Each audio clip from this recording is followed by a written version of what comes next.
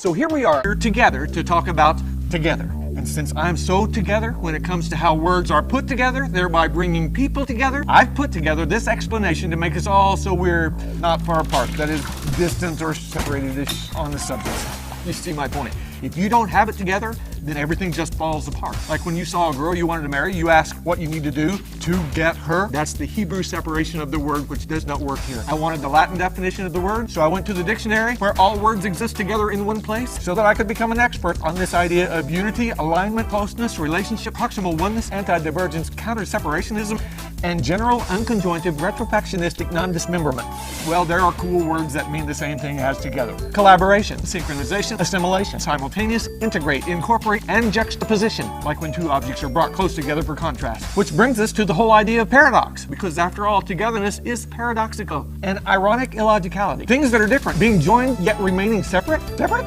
Togetherness takes diversity and condenses it into a co-located relationship which somehow preserves the original uniqueness of the parts. By definition, that's an oxymoron, which is perhaps the greatest irony in the English language because it puts a large ox together with a moron to create a word that means small and intelligent. Condensed irony, or succinct brilliance. When you're intentional about the diversity of life, when you value uniqueness, celebrate the unusual or the unfamiliar, suddenly you can see things differently. You become the human intersection at the corner of genius and ingenuity. In contrast, if you were an ox or a moron, you would only surround yourself with people who think like you think, and that, as we know, is a dead-end street. The solution is to collaborate, assimilate, integrate, incorporate, to work together to change the world. The opposite of together is apart, which is weird because when you are together, you are by definition a part of something that is put together and not apart. Not apart.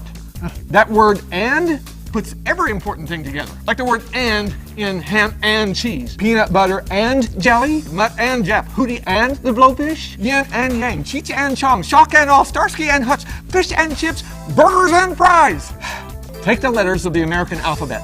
We know what sounds each of the 26 letters make, so why do we screw it up and put letters together and make the same sound that we already have? There are letters that just don't need to be together. Take P and H, for example. If you look at the word alphabet, you can see that a P and an H are together. They sound just like an F sounds all by itself. Now, I'm all for togetherness and teamwork, but do we really need two letters to do what one manages to do all by itself? The F was doing fine by itself.